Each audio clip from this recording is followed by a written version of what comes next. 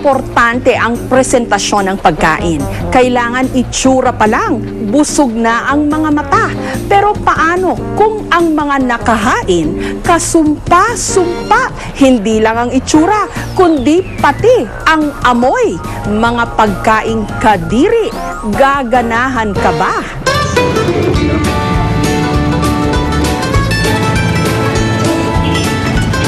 Pagtitinda noon ni Rodel ng Adidas o yung binarbecueng paa ng manok, lagi niyang itinatapon ang dulo ng daliri at kuko ng manok. Kasi ito matigas, saka hindi pwedeng kainin. Kasi baka nandiyan yung mga dumi na natira sa mga paa. Pero minsan, naisipan niya itong pag-eksperimentuhan. Matapos linisin at tanggalan ng balat ang paa ng manok, isa-isa namang pinagpuputol ni Rodel ang dulo ng daliri at kuko nito. At saka pinakuluan ng mga ito hanggang lumambot. Ang mga pinalambutang daliri at kuko ng manok, binalot ng breading na may mga pampalasa. So ngayong templado na, pwede natin iprito. Iprinito ng nakalubog sa mantika. Kapag golden brown na, ready na ang kakaibang chicharon. Crispy chicken nails. Sa unang tingin, pwede kang mapayak, kadiri. Pero kapag natikman, tsak na mapapasabi kang Dawis talaga sa inyo. Kung ikukumpara natin sa yung sinasabi nilang isaw, yung isaw kasi hindi mo nakikita sa loob. Hindi mo alam kung may bulati pa yun o may ano dyan. Samantala yung kuko, nakita nyo naman kung paano ginawa. Tapos nilaga pa, pinirito pa. Sigurado, kung mayroong mga naiwan dyan sunog na sunog na pati kaluluwa niya.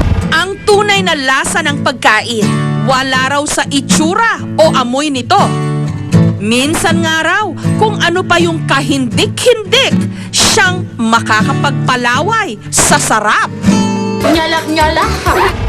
Katulad na lang ng mga higanting tamilok.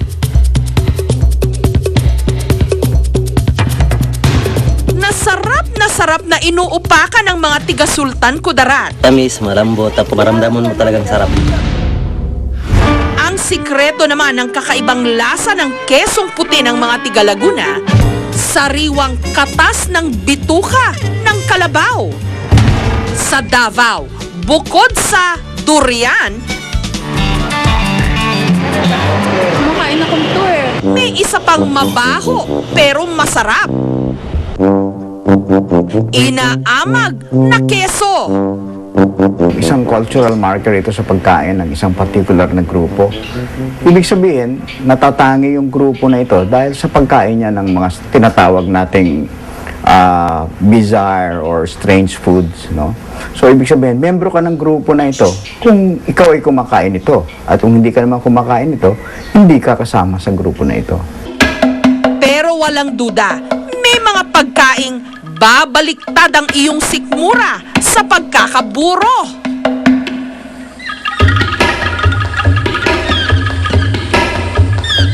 Katulad ng binurong karne ng mga igorot, ang etag o itag. Kailangan munang uurin ang karne bago lantakan.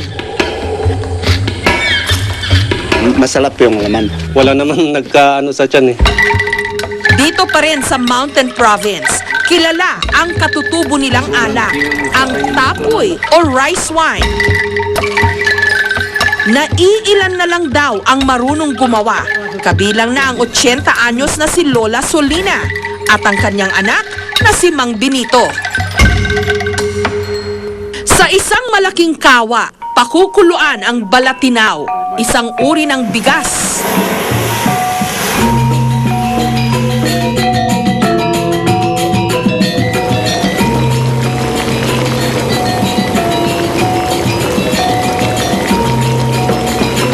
Kapag luto na ang bigas at lumamig,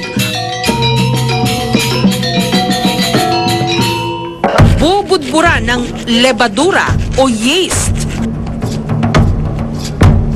At saka itatabi ng 3 araw.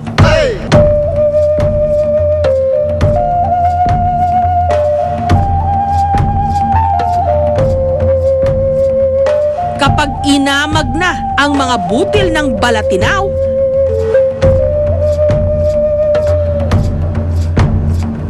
ilalagay ito sa banga.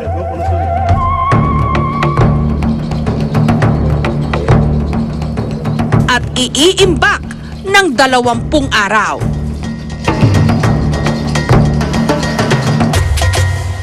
Ang katas mula sa binurong kanin ang nagiging tapoy o alak. Samantalang ang umaalingasaw nitong sapal o lepeg, paborito raw pagsaluhan ng pamilya ni Lola Sulina. Talagang amoy-amoy ng tapoy, masarap kainin. Ang lepeg, lalo raw sumasarap kapag tinernuhan ng pinikpikang manok. Itong may okasyon, kakasar, saka may kanyaw, talagang ginagawa namin ito. Pagkatapos inumin niya yung juice na yung tapoy-tapoy na yan, ay ano nilang, kainin yung mga bata, saka yung kahit mo matanda, yung talaga ganun, kaya kinakain nila. Yung lipog na yun. Sarap. Medyo nakakalasing nga lang pag marami. Masarap na maasim.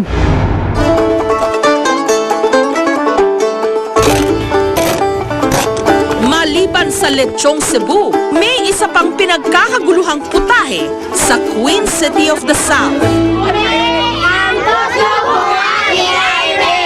At isa si Irene sa mga naghahain nito sa Barangay Pasil sa Cebu. Pinaghalong utak at atay ng baboy na sinabawan. Ang tuslob buwak.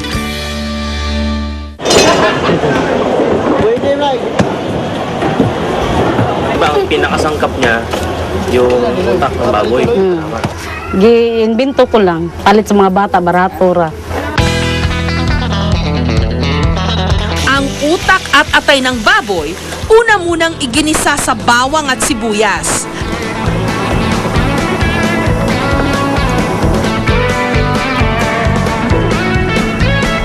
Kapag kumulo na, hahaluin hanggang magkapira-piraso ang utak. At saka titimplahan ng iba pang pampalasa. Kapag naluto na rin ang atay ng baboy, pwede nang lantakan ang tuslob buwak.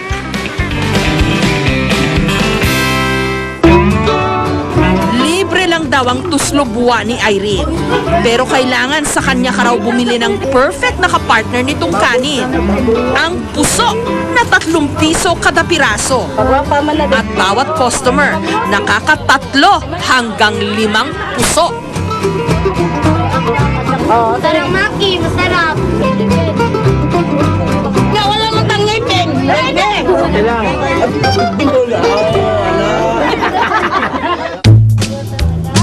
Kumikita raw si Irene ng 700 pesos araw-araw dahil sa kanyang tuslob buwak at kaning puso.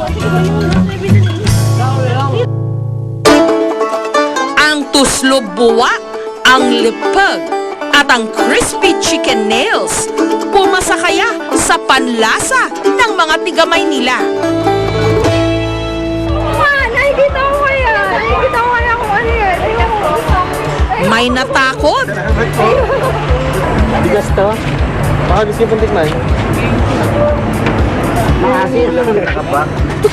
may nasuklam. Pero meron ding naglakas ng loob. Kapaitan. Jessica, so Parang mayroong ano? Sarap siyempre! Ano po lasa? Ano? Ano? Parang may alak? May alak ba yan?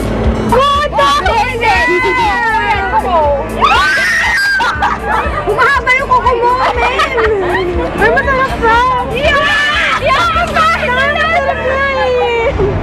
Don't judge a book by its cover. Huwag ding husgahan ang pagkain sa itsura nito. Dahil ang sarap nito, wala sa presentasyon o amoy, kundi nasa pumitikim.